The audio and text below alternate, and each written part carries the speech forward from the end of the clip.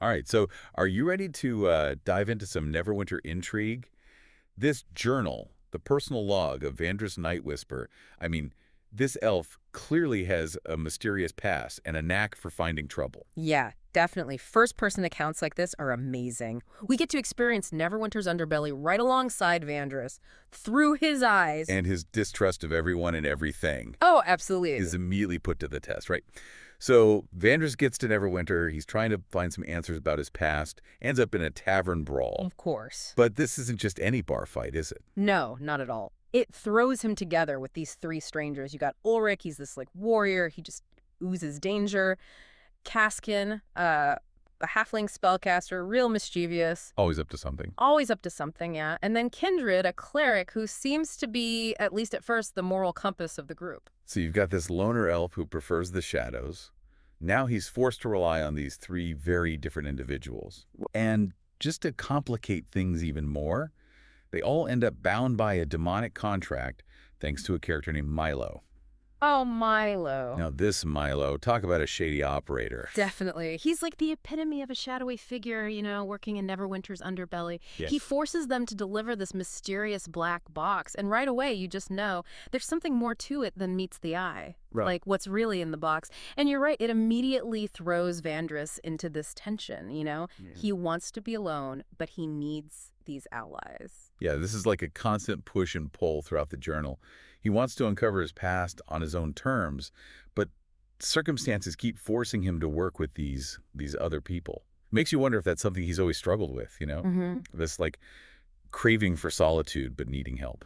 Yeah, it's a very human struggle. I mean, we all need connection, even those of us who want to be independent. It's part of what makes Vander such a relatable character. Despite being an elf with a mysterious past dealing with demons. And speaking of demons, this black box delivery, well, it leads to a confrontation with some paladins who are investigating demonic activity in the city. Oh boy. And it turns out the box actually contained, get this, pieces of a Vorpal blade. A Vorpal blade. These are nasty. Yeah, you don't want to be on the wrong end of one of those. Yeah. And it's connected to this demon lord, Orcus, who's Congrats. trying to make a comeback. So suddenly the stakes are a lot higher. Way higher. Yeah. And you can sense Vandris's hesitation, right? He doesn't want to get involved. But then the paladins describe, the suffering that Orcus could inflict if he returns, and something shifts in Vandris. Right, like we get a glimpse of his moral code. He can't just stand by while innocent people are going to get hurt, Exactly. even though he wants to stay in the shadows. Yeah. So against his better judgment, he agrees to help these paladins investigate Milo and this potential return of Orcus. Talk about an uneasy alliance. Very uneasy. I mean, you've got paladins and an elf who's made a deal with a demon all working together. Right, it's a very strange team. What could go wrong? So while they're trying to figure out this whole Orcus situation, they uncover information about a powerful artifact, the Celestial Wand. The Celestial Wand, yeah. Powerful magic. That could potentially be used to banish Orcus. Again, it's like a lock keeping him trapped. But finding it is another matter entirely.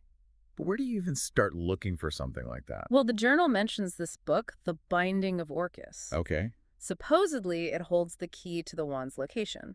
But it's hidden away in the tomb of Dorian the Elder, Where's that? in the White Peaks. Not exactly an easy place to get to. And all this while, Vandris is dealing with his own personal demons. Right, literally. Yeah, he has this really disturbing nightmare Oh, yeah. connected to this mysterious metal, Orander. Yeah. That's what those Vorpal blades are made of. What do you think? Is this nightmare a clue to his past? Oh, I think it's more than just a clue. I think it suggests a deep connection between Vandris's past and whatever forces are threatening Neverwinter. Like his personal trauma is tied to this whole demonic threat. And just when you think things can't get any more complicated, Milo shows up again Oh, Milo. with another job. Of course he does. He wants them to take out this local dwarf, Boris Youngfellow, who's refusing to pay protection money. Classic Milo. Oh, he's got to be in control, that guy. Yeah, totally. But Vandris and his companions, they're not fools, right? No, they're not. They come up with a plan to fake Boris's death and get him out of Neverwinter with the help of the paladins. Risky, but clever. It's a risky move, but it shows that they're not just going to be pawns in Milo's games. They have their own moral compass. But it also puts them in direct conflict with a powerful, dangerous figure. You know, while they're doing all this, they overhear a conversation that confirms their suspicions about Orcus. Oh, no. He is back, and his followers are actively searching for the Celestial Wand. So everything they're doing is connected. It all ties together, and then, Yep. bam! What? Milo drops a bombshell. Yeah. He reveals that he knows details about Vandris's past, even mentions a name, Eladrian, that triggers a powerful reaction from Vandris. Like a flashback. It's clear this name holds some serious weight, maybe a traumatic memory. So what is Milo playing at? He's a master manipulator. He knows how desperate Vandris is for answers, and he's using that to his advantage. But what's interesting is how Vandris's companions react. They don't abandon him. No, they rally around him, offering support. They've gone from a forced alliance to something more, a genuine team. They've got each other's backs. Exactly. It shows the power of human connection, even in the face of all this darkness. So what happens next? Well, they decide to continue their investigation, even with Milo's manipulations and the threat of Orcus looming over them. It's a dangerous game they're playing with very high stakes. And this is where things get really interesting. But we'll have to save that for part 2 of our deep dive. Right, stay tuned. Last time, we left Vandris and his companions at a real turning point. They're dealing with Milo's manipulations, the threat of Orcus, and Vandris's personal demons. And the journal entries lead them to Helmshold. Helmshold, right. It's a refugee settlement outside of Neverwinter. Mm-hmm. To investigate those strange crates with that symbol they saw before, remember? Yeah. But what they find there is way more disturbing than they could have ever imagined. Things take a very dark turn in the journal here. Vandris describes just absolute carnage. The guards at Helmshold, they've been possessed by some evil force. Their eyes are completely blacked out, and they're slaughtering the refugees. It's heartbreaking reading Vandris's account of the chaos and the despair. Yeah. You can feel the desperation in his writing as they're trying to fight back against these possessed guards. They're totally outmatched. Yeah. But they refuse to back down. And what really got me is how Kindred starts to change during this battle. Yeah, this is where we see those first hints of that darkness that's growing inside of him. He's channeling his duty's power, but it's not just about healing anymore. There's a ruthlessness to his actions, a real thirst for vengeance that wasn't there before. Yeah, Vandris mentions this really chilling line from Kindred. As he strikes down one of the possessed guards, he says, "Another soul to the grave," Ooh. like shivers down your spine. This is the same cleric who was all about compassion and healing just a few weeks ago. It really makes you think, what prolonged exposure to this violence, this demonic influence, what it can do to a person, even someone devoted to a good deity. Absolutely. It brings up a lot of questions about faith. Where's that line between righteous fury and blind vengeance? And it's so unsettling because, Kindred isn't some power-hungry villain. Right. He truly believes he's doing the right thing, but the methods are getting disturbing. It makes you wonder, do you think this change in Kindred was inevitable? Like a natural consequence of fighting this evil? Or is this a choice? A path he could have avoided? That's a tough question. I don't know the answer. But it's one of those things that makes the journal so compelling. It's not afraid to ask these tough questions about morality, about the darkness that exists, not just out there in the world, but also inside each of us. What really stood out to me was Vandris's description of the fight itself. He talks about the possessed guards being almost inhuman, like their movements were jerky and unnatural. Right, he describes them as puppets. Their bodies controlled by some malevolent force. And it's not just mindless violence.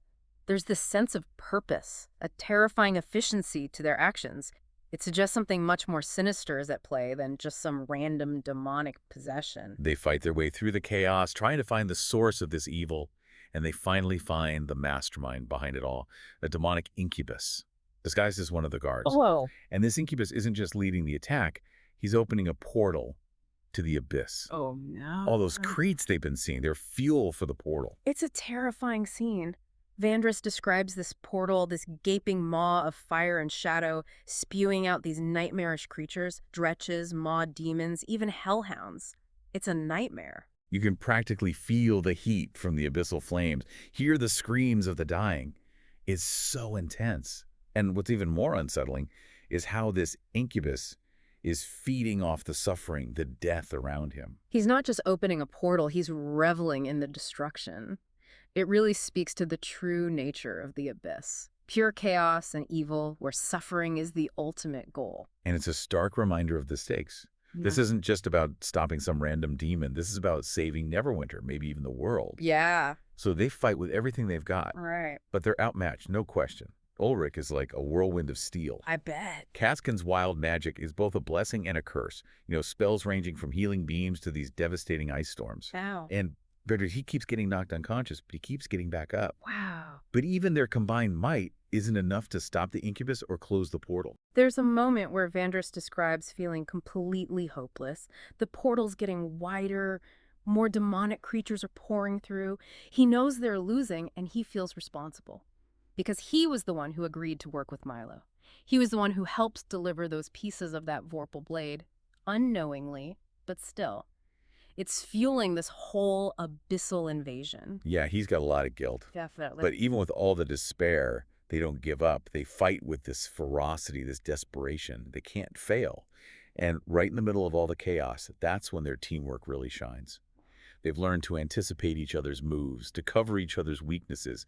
They're fighting as one unit. Their bond has been forged in all of this. Their trust has grown so much. They're a true team now, not just some random group thrown together. They're united. But even with all that, they're forced to retreat. They need reinforcements if they're going to have any chance of defeating the incubus. I can't imagine how difficult that decision must have been. It's a tactical retreat, but it feels like a defeat. And as they're regrouping, planning their next move, there's this sense of dread that's just hanging over them. The incubus is getting stronger, the portal's wider, time is running out. And that dread is amplified by the darkness that's growing within Kindred. He's getting reckless. His actions are fueled by this cold fury. It's unsettling. The journal entry ends with them preparing for one final confrontation, a desperate gamble to stop the incubus and save Neverwinter. I have a feeling things are about to get even more intense. For sure. So last time we left off, things were looking pretty bad for Vandris and his companions. They barely escaped Helm's Hold alive. That demonic incubus was getting stronger, and the portal to the abyss, well, it was widening every second. And on top of that, Kindred's change, his transformation, it was getting more and more unsettling. Yeah, it was a real cliffhanger. They're facing impossible odds, no resources, and they're carrying the weight of Neverwinter's fate. Plus, there's that growing tension within the group. You can tell Vandris is really worried about Kindred. But he needs him. Oh, absolutely. He needs that cleric's power to have any shot at all against this incubus. Yeah, it's a classic dilemma, relying on someone who's becoming really dangerous, but, you can't succeed without them. What do you do? Tough choices. Bad and worse. So they gather reinforcements, paladins, city guards, even some mages. They return to Helm's Hold, ready for that final showdown. And this final battle, this is where the journal entries get really epic. Vandris describes it in such detail, you can almost hear the clash of steel against demonic flesh, the roar of the abyssal flames. It's like reading the climax of a fantasy epic, Absolutely. But with this really interesting layer of introspection, too. Yeah. I mean, Vandris, even in the middle of all this carnage, he's reflecting on his own choices, his role in all of this. He's still struggling with what he's learned about his past, wondering if he's just, a pawn in some big game. Right, and we see this internal struggle playing out while all the external chaos is happening. It's like he's trying to hold on to like a sliver of hope that even in the darkest times, there's still a chance for redemption. The battle rages on, and it's clear that Kindred, he's the wild card. He's wielding this incredible power, but it's becoming so destructive. Vandris describes him moving like a wraith, his spectral scythe reaping a bloody harvest. There's this one really chilling moment where he takes down a hellhound by himself, not with holy fire, Oh, no. but by draining its life force. That's so disturbing, seeing that perversion of divine power. It makes you think about the nature of faith and that fine line between righteousness and fanaticism. And it raises a really important question. Is Kindred in control? Or is something darker manipulating him? Yeah, like, is this still the Kindred we met? The compassionate cleric? Right. Or has he become something else? And what does that mean for him? For his companions? Yeah, that's what Vandris seems to be wrestling with, too. And those questions are left unanswered because the journal ends abruptly, right in the middle of the battle. Oh, wow. Just cuts off. We get these glimpses of the fight, Ulrich holding the line, Kaskin's magic going back and forth, Vandris trying to get to the incubus to land a killing blow, but then nothing. That's pretty frustrating, huh? It is. It's like we're left hanging, wondering who survived Did they close the portal? What happened to Kindred? It's like the author wanted us to imagine our own ending. And maybe that's the point. The real story, it's not about the battle itself, but about the choices these characters make. What happens because of those choices? The struggles that make them who they are. So our deep dive into Vandris Nightwhisper's journal, it's left us with more questions than answers.